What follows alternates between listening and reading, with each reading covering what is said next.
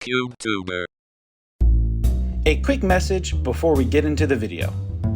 If you are itching for more incredible Cube content, make sure to check out a brand new podcast, the Uber Cube Podcast. It's hosted by Anthony Adams, aka Uberbear, and his Cube partner in crime, Stu. They discuss all things related about Cube. Episode 1 is out now. It can be found on Spotify, links in the video description below.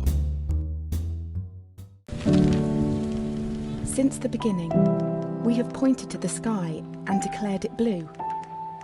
It is this shared vision, this unquestioned understanding which connects us. But are you really seeing blue the same way I see it? Perhaps blue is nothing more than a shade of grey to you. Perhaps everyone in this world sees nothing but shades of grey. The key characteristic of Magic the Gathering and its defining quality is the color pie. It's what separates it from other trading card games. It's the one through line that has been unchanged since the game was created. Mountains produce red mana, and red mana can be used to cast red spells. The color pie is Magic's way to categorize large ideas, philosophies, and other cosmic tropes into a manageable system that players can easily understand.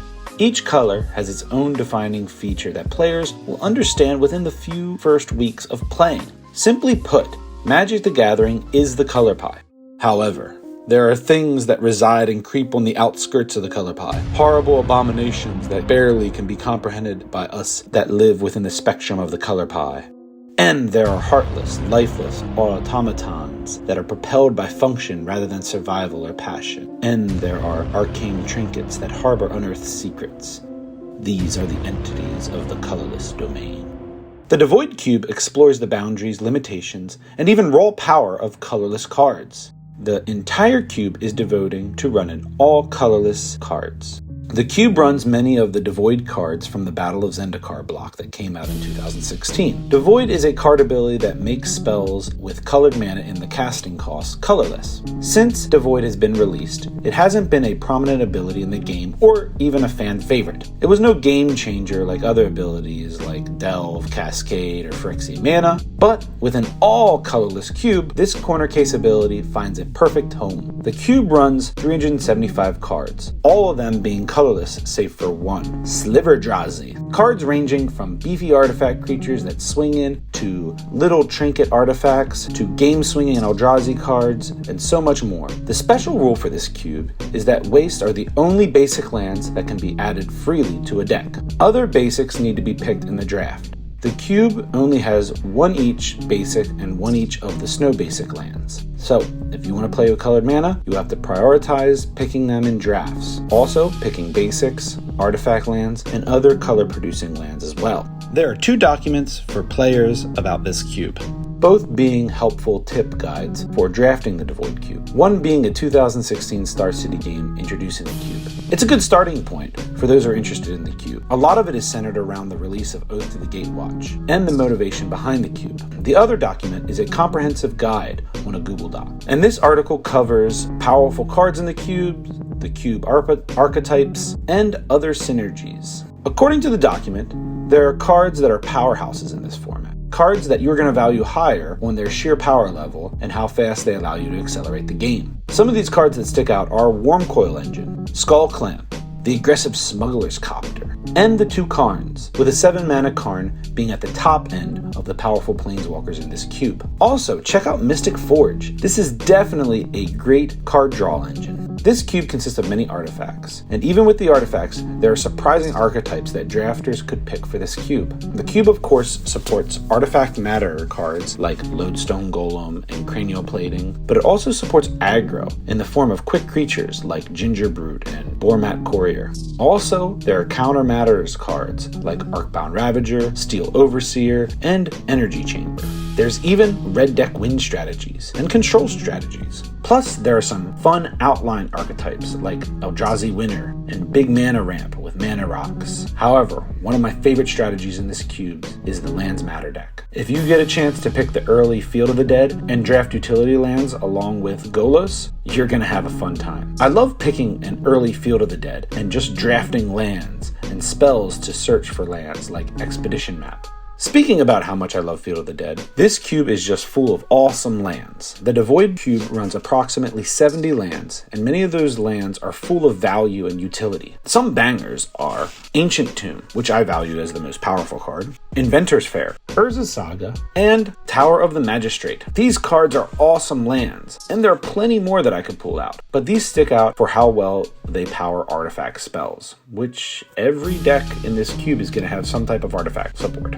There are a handful of lands that produce colored mana. There's tapped artifact lands, some pain lands, and even some of the Modern Horizon sack lands. But if you need colored mana when drafting, pick the creatures that can produce them, or make sure you get colors in the lands that you need when you draft. Out of the 375 cards in this cube, about 17 cards are instants and sorceries. So most instants and sorcery-like abilities are attached to artifacts. There are a handful of devoid spells that fill the typical instant and sorcery role, like removal and combat tricks. However, there are artifacts that act as removal. There are board wipers, like Niverol's Disc, Ratchet Bomb, and Oblivion Stone, but your opponent can plan around them because they require some type of setup.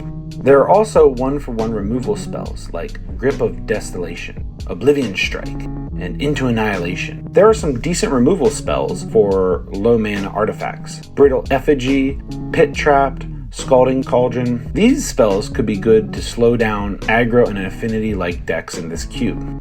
Final thoughts on this cube. The Devoid Cube is surprising in many ways. At first, I mistook it for an artifact-centered cube. In fact, this cube is much more than that. It is designed around such a unique restriction. What if we took the color out of Magic? The thing that surprises me most of all are the draft archetypes that are viable options in this cube. It's got aggro, mid-range, control, combo decks, plus it is feasible to draft your own hodgepodge selection of wonky and interesting cards that just seem to work out.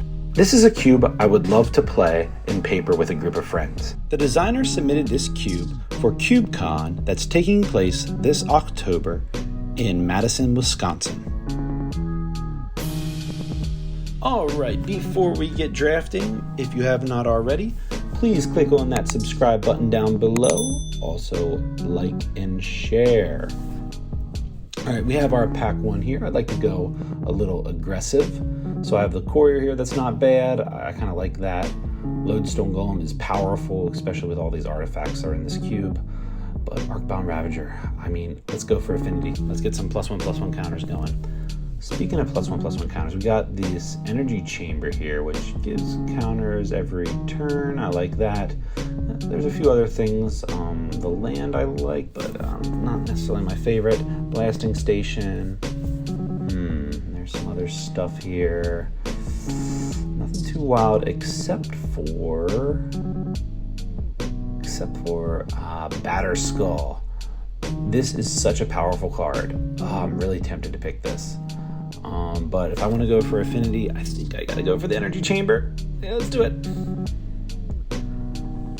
Alright, next pick here.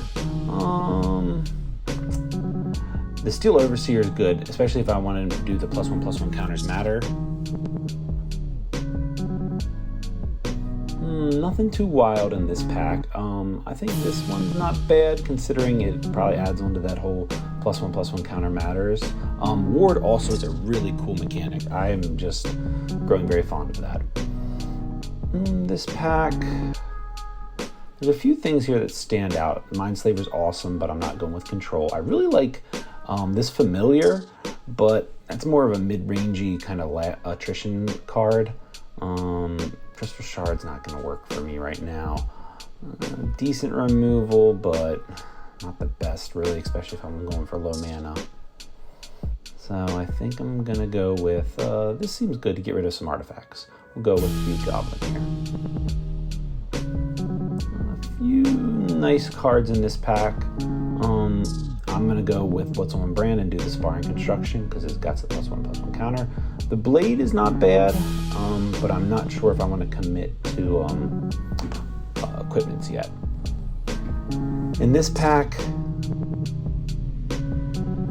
really the one thing that stands out for me is that artifact and also the artifact land. I like that for being able to sack to Arcbound Ravager. Same with this this modular flyer here. All right, back to pick pack 1. the Lone Stone Golem passed, so I might as well pick him, because especially if I'm getting all affinity, I might as well have some protection there. Fight off Eldrazi decks and such. Slim pickings here. I'm not really happy, so I do Blasting Station. Same with this pack. Oh, how did I miss this the first time? Mystic Forge. Just awesome card. Good card advantage. Same here. I like the land. Nothing else here looks too appealing for what I'm trying to do. Like I said, I'm trying to force affinity. There's that removal. Snag that up. Grab that 1/1 and Plains. All right, pack 2. There's a bunch of stuff in here. Nothing that's really going with the whole affinity thing that I want to try. Not bad. I like the counters there, but I don't like just doing 1 damage at a time. Checking out the lands. That'd be good for control. Lesser Mana Core I like because the persist there, so I can sack it well, and it's also a resilient creature. This pack, there's a bunch of stuff. Really expensive cards, good stuff. I like the equipment there up top, but I think I'm going to go with the Artifact Land. The Artifact Land seems the best pick right there. This pack, we have the Thopter, which doesn't seem bad. The Currency Converter, I really like this card, but I don't like the discard part of it right now because I'm not going to be discarding stuff. And Sunburst not have enough lands. Let's go with the Solemn Sacrum.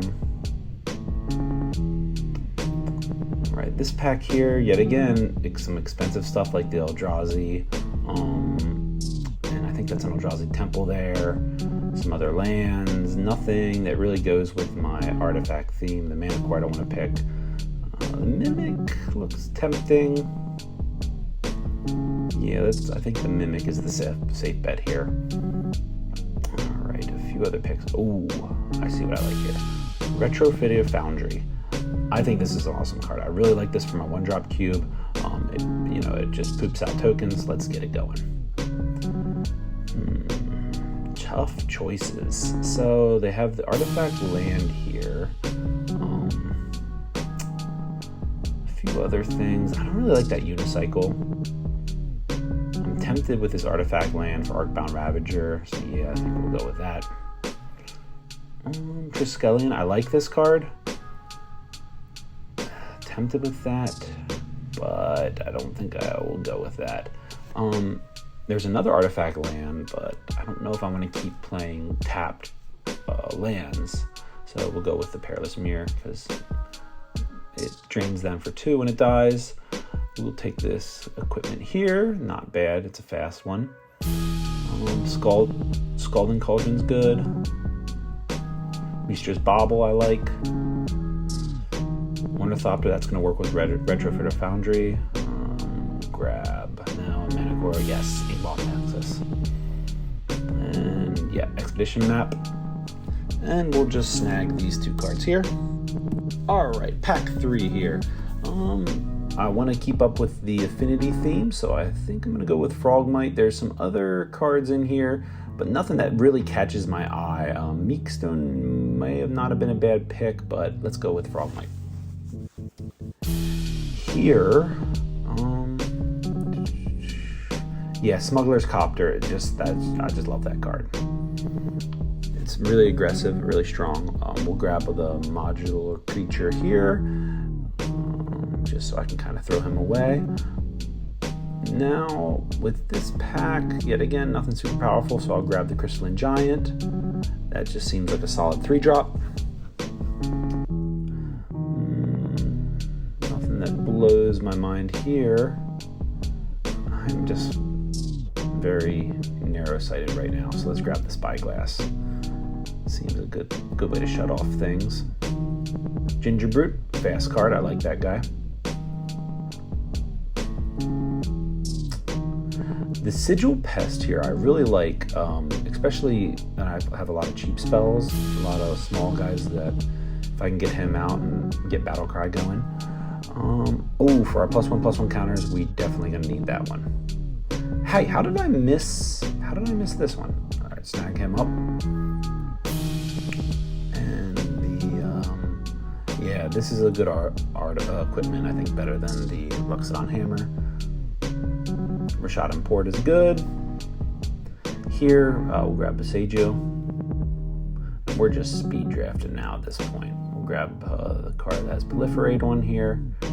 And these next two cards. All right, guys, that's my draft. Pushing Affinity. Let me know what you think. I really forced this one, but it was fun.